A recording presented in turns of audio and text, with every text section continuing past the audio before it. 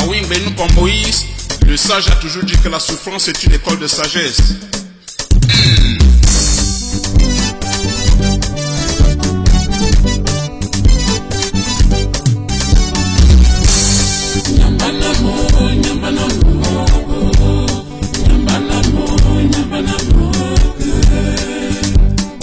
Là, Anthony, le chauffeur, tant pour le photographe, que chacun garde sa technique. Ouais.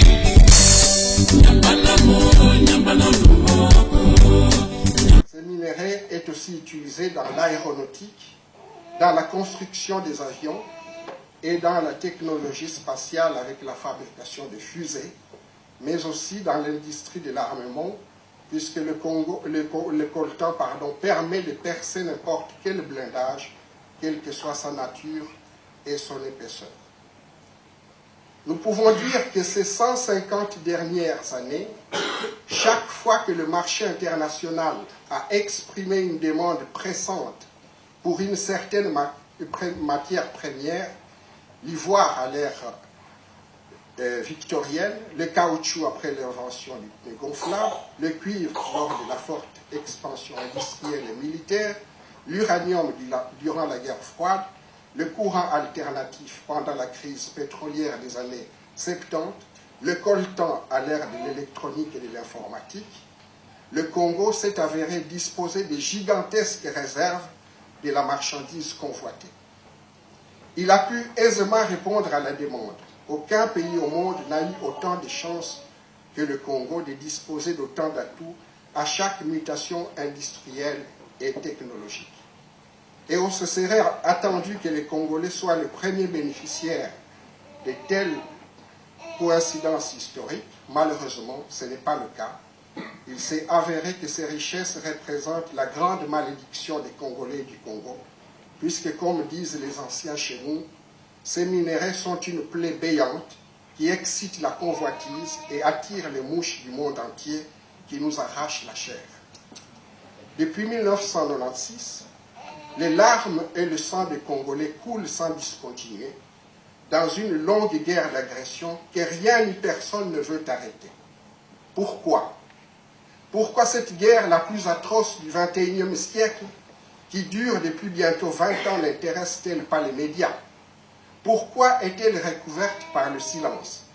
Comment cela se fait-il qu'à l'heure de l'information instantanée, une tragédie d'une telle ampleur, avec sa cohorte de morts chiffrée à plus de 6 millions, plus de 600 000 femmes violées, et je dirais même démontées carrément, plus de 2 millions de personnes déplacées, des dizaines de milliers d'enfants réduits en esclavage comme enfants soldats, pour aussi creuser le boyau de la terre pour en extraire des minéraux.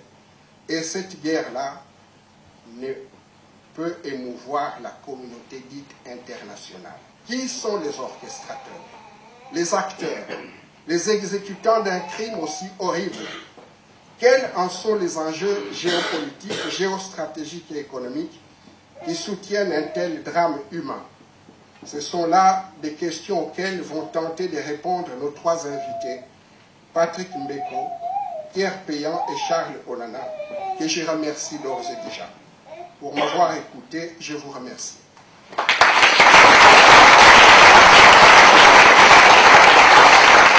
Premier intervenant, journaliste français, Charles Onana, écrivain, et un écrivain particulièrement prolifique, je vous dirais, c'est le moins qu'on puisse dire.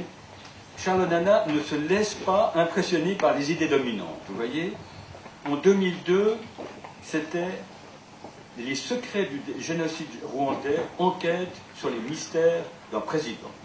Et puis il y a 5 ans, suivait ces tueurs Tutsis au cœur de la tragédie congolaise. Et c'est là que vous voyez que Charles Onana a de la suite dans les idées et dans ses enquêtes. Moi, je viens de le relire, à vrai dire. Mais c'est tout de même tout à fait différent de pouvoir l'écouter en direct, si je puis dire. Si vous n'avez pas le moral, si vous n'avez pas le courage de relire ce livre, ou de le lire, eh bien, lisez simplement les 10 premières lignes, et vous comprendrez pourquoi nous sommes ici. Voilà. À Charles Onana, donc, de fixer le cadre de notre réflexion de ce soir. Merci d'avance. effectivement, le but de cette conférence, comme disait mon cher François Bonnard, n'est pas de polémiquer, d'essayer d'expliquer que nous avons raison, que les autres ont tort. Simplement, ce sujet est un sujet extrêmement sensible et délicat. C'est un sujet extrêmement difficile parce qu'il y a beaucoup de morts, beaucoup de blessés, beaucoup de déplacés, beaucoup de victimes de la guerre et des événements tragiques du Congo. Mais c'est surtout un sujet aux dimensions géopolitiques très importantes que Péan aura l'occasion de démontrer.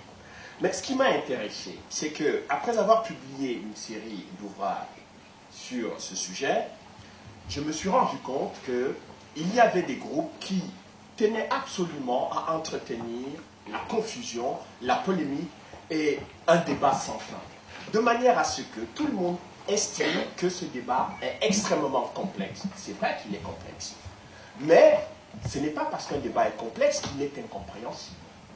C'est justement la capacité à pouvoir rendre accessible un débat complexe qu'on peut arriver à cerner les contours de ce sujet.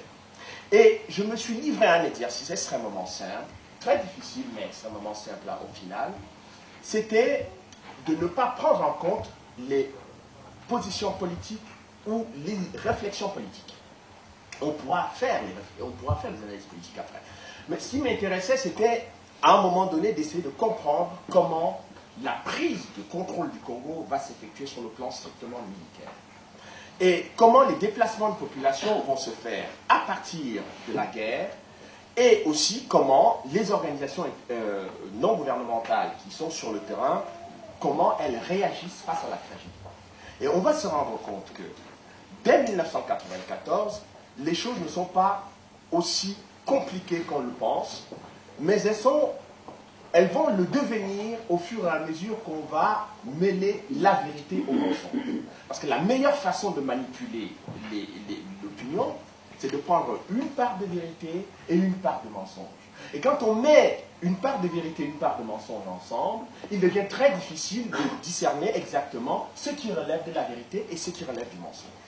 J'ai donc essayé de vous prendre les premiers arguments qui ont été utilisés depuis 1994 pour justifier le refus de comprendre ce qui se passe au Congo, ou tout au moins de ne pas permettre aux journalistes courageux d'enquêter librement et de se faire une opinion juste des événements. Donc, pour revenir à ce que disait M. Poiti avant de servir de ces arguments, pour que vous compreniez que le dossier du Congo n'est pas une affaire congolo-congolaise ou rwando-congolaise, c'est une affaire aux dimensions internationales très importantes. La première bombe qui a effectivement été utilisée pour le bombardement de Nagasaki et Hiroshima, l'uranium venait du Congo. Pourquoi?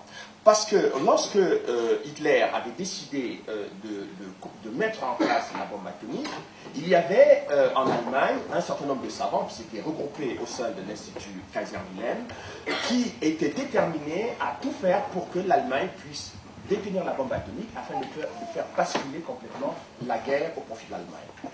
À ce moment-là, le professeur Albert Einstein avait écrit au président américain lui demandant de tout faire pour essayer de mettre la main sur l'uranium du Congo, puisque Hitler avait des ambitions très importantes pour l'Afrique. Il était déjà très présent en Afrique du Nord, et il était en train de faire un véritable travail de propagande pour dire aux Africains que si jamais l'Allemagne arrivait à prendre le contrôle de l'Afrique, eh bien, les Africains se débarrasseront définitivement de la domination allemande, mais surtout de la domination occidentale et surtout de la brutalité coloniale. Évidemment, c'était un discours qui était très séducteur en Afrique du Nord à l'époque. Et puis, pour les Américains, l'angoisse de voir Hitler en possession de la bombe atomique allait effectivement créer une situation totalement ingérable. Et c'est à ce sujet que donc, les Américains ont pris la décision de s'emparer de l'uranium du Congo pour pouvoir fabriquer leur bombe atomique. Malheureusement pour le professeur Einstein, quand il verra ce qui s'est passé à Hiroshima et Nagasaki, il aura beaucoup de regrets parce que son intention n'était pas d'avoir une bombe pour faire la guerre, mais tout au moins de permettre d'avoir une forme de dissuasion nucléaire qui allait arrêter l'Allemagne dans ses velléités expansionnistes. Bon, ça c'était la première chose, mais c'est en 1942. 1942 également, c'est une date très importante pour le coltan.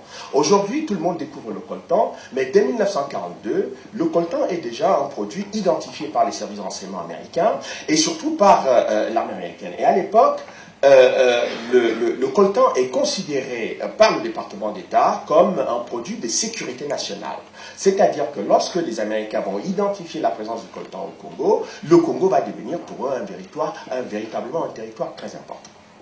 Ceci va vous permettre de comprendre, quand la guerre de 1994 va se déclencher, vous allez comprendre quelle va être la position des États-Unis, quelle sera la position de la Grande-Bretagne, quelle sera la position d'Israël, qui également est très présent dans la région. Quoique, il est toujours très difficile, quand on cite Israël dans ce genre de dossier, les gens ont tendance soit à vous ramener vers les positions antisémites ou vers des positions qui sont des positions idéologiques. Moi, je ne fais pas de la politique, je ne fais pas d'idéologie. Ce qui m'intéresse, c'est une démonstration intellectuelle rigoureuse. Et par rapport à cela, j'étudie tous les acteurs indépendamment de leurs origines religieuses, ethniques, etc.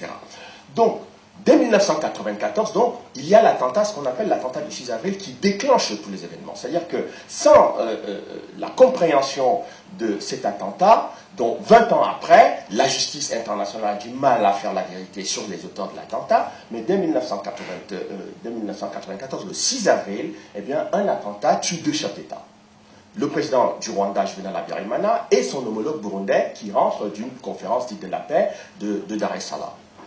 Le problème, c'est que l'aéroport de Kigali est entre les mains des casques bleus de l'ONU. Donc, tout accident, tout incident qui survient dans cet aéroport doit faire l'objet d'une enquête exhaustive de la part des Nations Unies. Eh bien, l'enquête n'aura jamais lieu.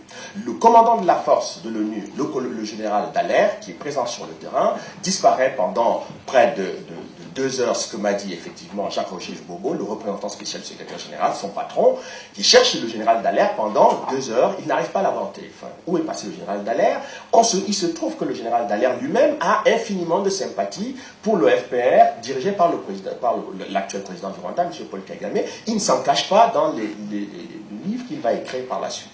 Et donc, après cet attentat, le lendemain, le 7, les massacres sont déclenchés dans tout le pays. Donc, évidemment, face à ces massacres, la communauté internationale tergiverse, les gens se posent des questions, la France est accusée, bien entendu, d'être responsable des massacres parce qu'elle soutiendrait le président Habyarimana depuis 1990, première attaque de la rébellion Tutsi.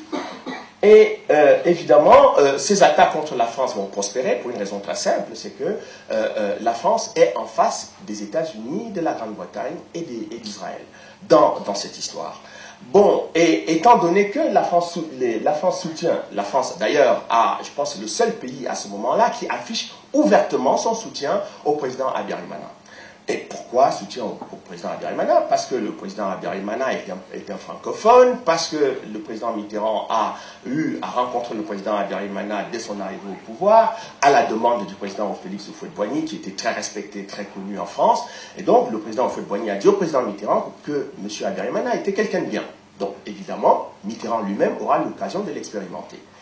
Sauf que, dans le même temps, les États-Unis soutiennent la rébellion Tutsi, dirigée par Paul Kagame, qui lui-même a une formation aux États-Unis à cette période-là. La Grande-Bretagne également. Mais les Anglo-Saxons ont un objectif très important, c'est que le président Mobutu est déjà malade, il a un cancer de la prostate, ce qui est aussi le cas du président Mitterrand. Donc toutes ces personnes vont nécessairement quitter le pouvoir. Mais la meilleure façon de prendre les choses en main est de mener une action militaire à travers cette rébellion Tutsi qui va renverser le président Habyarimana à travers cet attentat. Mais une fois que cela sera fait, on n'aura plus de débat sur l'attentat, on n'aura le débat que sur le génocide. Et tout le monde ne parlera que du génocide. Et le génocide va devenir un leitmotiv dans lequel vous n'avez pas de place pour poser des questions. Parce que si vous posez des questions, on vous dit vous êtes négationniste, vous êtes révisionniste. Eh bien, il n'y a pas à être révisionniste ou négationniste lorsqu'on veut comprendre ce qui se passe. Qu'est-ce qui se passe donc?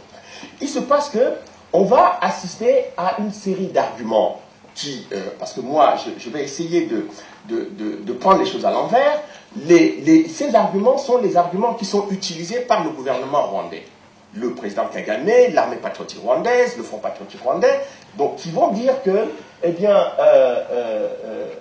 les FARC et les Interahamwe, c'est-à-dire l'armée gouvernementale Hutu, après la mort d'Abiyarimana, va se déporter sur le territoire congolais, en fuyant la guerre, en étant battus militairement par ceux qui sont en train d'être génocidés. Je ne sais pas si vous voyez la cohérence, un peuple qui est en train d'être génocidé et en même temps en train de gagner, remporter une victoire militaire sur la majorité de la population, en décimant complètement l'armée gouvernementale nationale qui, à ce moment-là, est moins puissante que la rébellion qui est en train d'être décimée.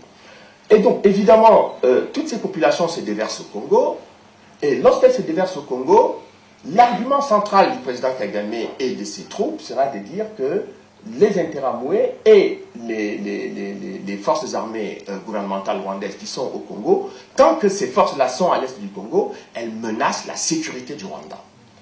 Bon, c'est un argument qui vaut ce qu'il vaut, mais on comprendra pourquoi cet argument sera utilisé. Deuxième argument, là, le pasteur Bizimungu, qui est également un membre très influent du FPR, du Front Patriotique Rwandais, donc de la rébellion de Tutsi, va faire une déclaration publique en disant que de toutes les façons, les frontières du Congo sont à réviser, il faut refaire une conférence de Berlin. Eh bien, ces propos ne font pas scandale, d'autant plus qu'elles sont tenues par les gens qui se disent être victimes du génocide. Pourtant, il y a toute raison de s'indigner de tels propos. Pourquoi? Parce que la charte de l'OUA prévoit tout simplement que les frontières héritées de la colonisation sont devenues intangibles. Parce que si on commence à remettre en cause toutes les frontières héritées du système colonial, eh bien on va démanteler tous les États, on va remettre en cause toutes les frontières et finalement on va retrouver d'autres guerres ethniques, d'autres guerres entre États, etc., etc. Bon, évidemment, les Africains au sein de l'Organisation de l'Unité africaine se taisent, lamentablement, la communauté internationale se tait, tout le monde se tait, et on laisse passer une telle déclaration qui est quand même émise par un président de la République en exercice.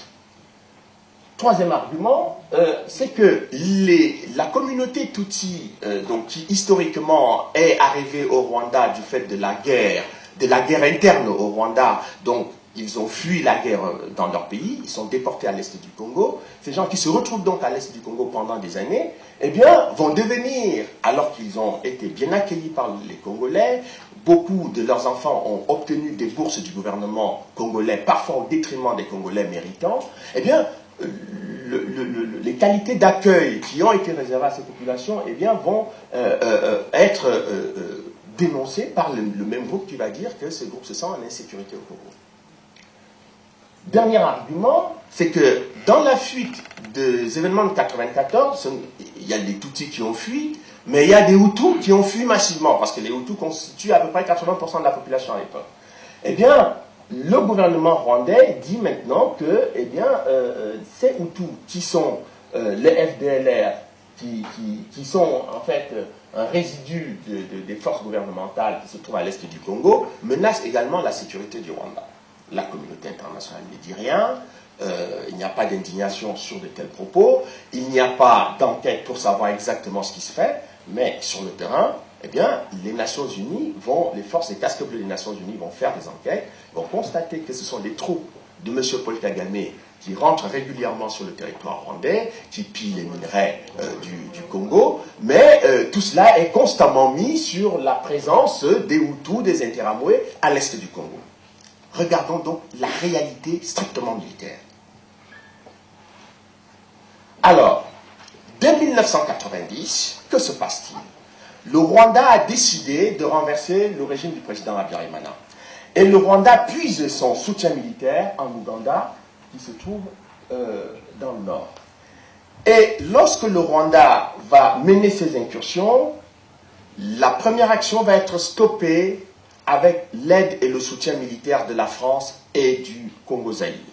Pourquoi? Parce que la France, le président Mitterrand à l'époque, considère que si cette zone devient une zone militarisée, une zone de conflit, elle risque de déstabiliser et toute la sous-région sera complètement déstabilisée. Donc, pour préserver la paix et la stabilité de cette région, le président Mitterrand décide donc de mener de soutenir militairement le régime d'Abiyarimana. Mais le régime d'Abiyarimana ne va pas être à la hauteur de ce soutien pour une raison très simple, c'est que les Hutus sont minés à l'intérieur de leur territoire par un conflit régional. Il y a les Hutus du sud qui sont contre les Hutus du nord, et ce conflit interne au Rwanda va affaiblir à la fois les forces gouvernementales rwandaises, mais va également affaiblir le soutien que la France apporte aux Hutus. Donc, pour résumer, la France a en quelque sorte soutenu pendant toute cette période, non pas des génocidaires, mais des gens qui étaient minés par des querelles intestines, et donc finalement, la France a soutenu des perdants.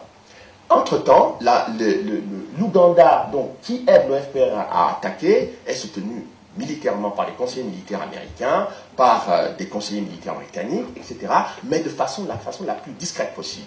Donc, il n'y a pas de journaliste pour voir la présence physique militaire des États-Unis ou de la Grande-Bretagne, parce que tout cela est sous-traité en quelque sorte par l'Ouganda.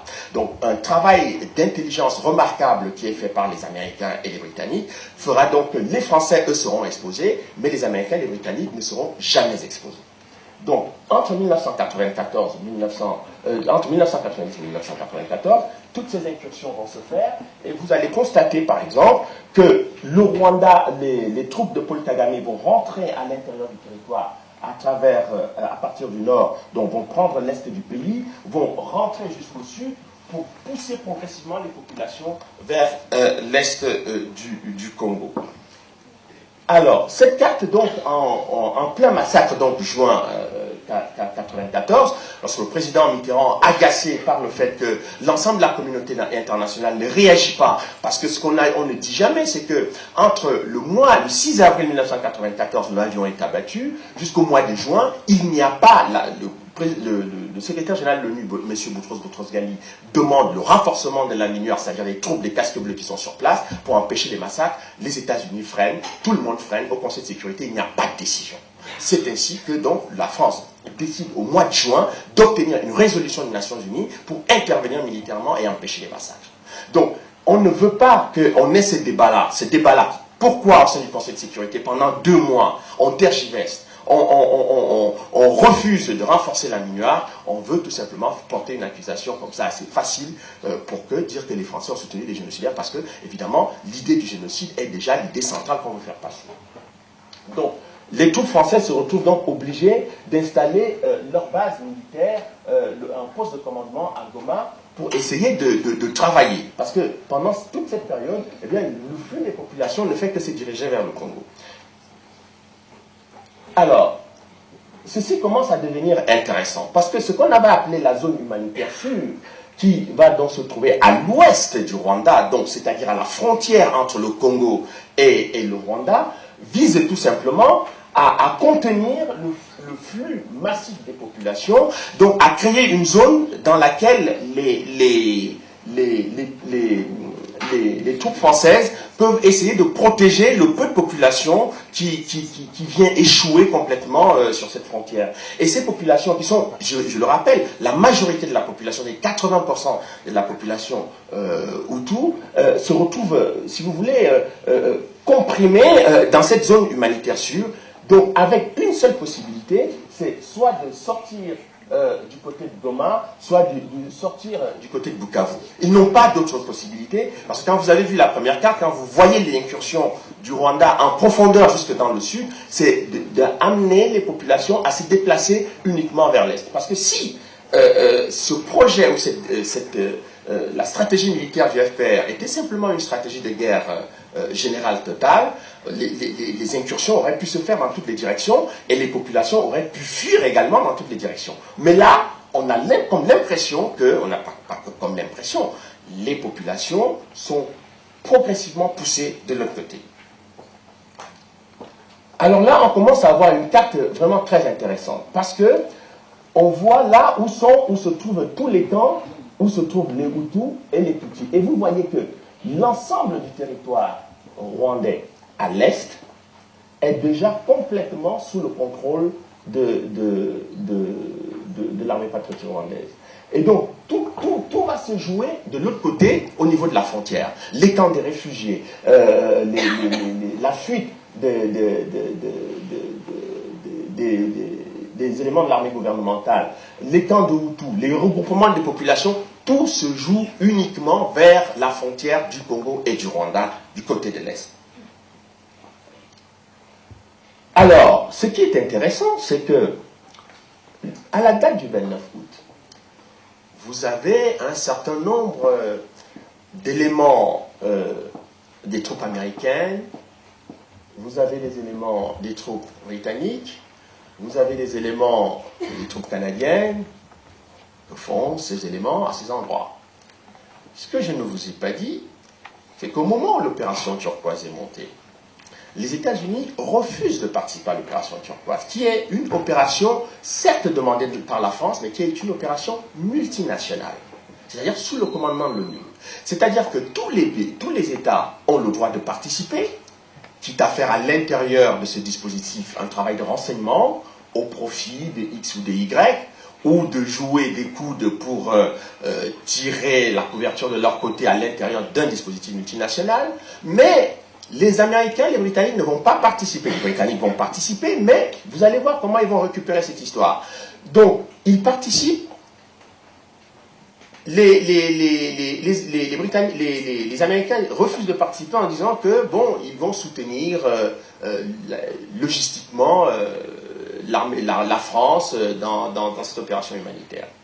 Donc, ils refusent finalement, ils ne donnent pas des avions, ils ne donnent pas de matériel, mais ils organisent parallèlement une autre mission humanitaire que très très peu de gens connaissent. Ils ont appelé l'opération Support Hope. Et l'opération Support Hope, qui est conduite par les Américains, a pour vocation de mener une mission humanitaire au Rwanda.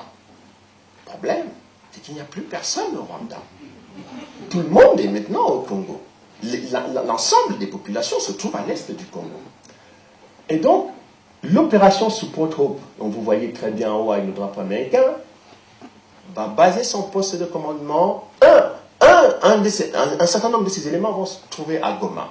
Mais que font-ils à Goma? En réalité, ils ne sont pas à Goma. Ils sont en Ouganda. Et tout le dispositif qui a lieu en Ouganda va s'organiser de l'Ouganda pour Goma. À Goma, ils vont venir s'installer à côté de la présence militaire française, qui est censée, ou qui sont censés être leurs partenaires dans le cadre d'une opération multinationale. Mais comme l'opération multinationale n'a pas lieu, les Américains font leur opération à part. Mais quel est donc l'intérêt de faire une opération à part, puisqu'elle est plus coûteuse et plus exigeante en termes humains, etc., lorsque vous avez la possibilité de faire des économies dans le cadre d'une opération multilatérale? Eh bien, si ce n'est qu'à ce moment-là, les Américains ont déjà envisagé de renforcer militairement le pouvoir de Kagame.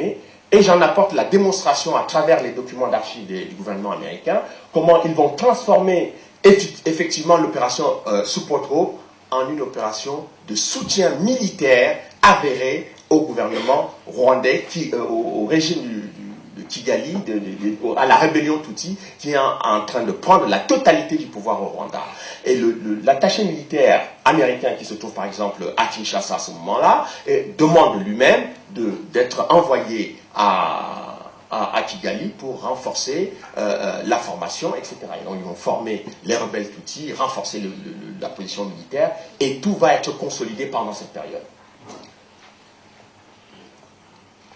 Alors, autre élément très important, c'est les ONG. Au mois d'août 1994, voilà toutes les ONG qui sont présentes à Kigali. C'est mon signe discret des 20 minutes. Ne vous inquiétez pas, j'ai terminé. Je vais tenir.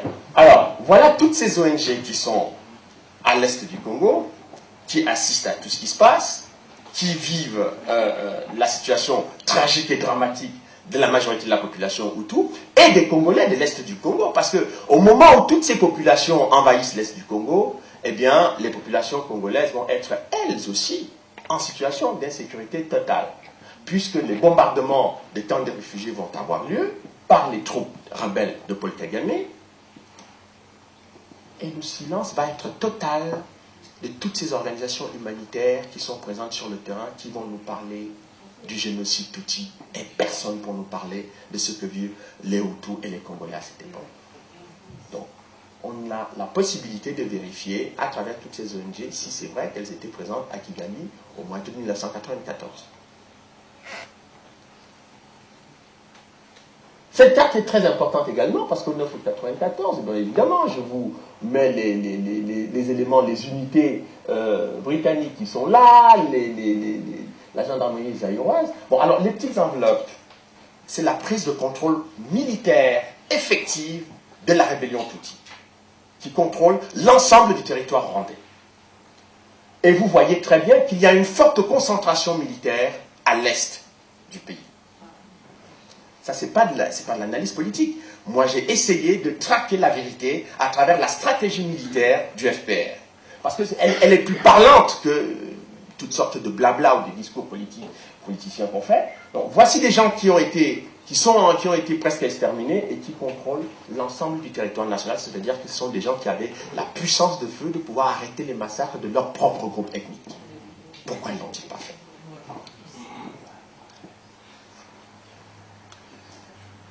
Je termine là pour être un orateur discipliné.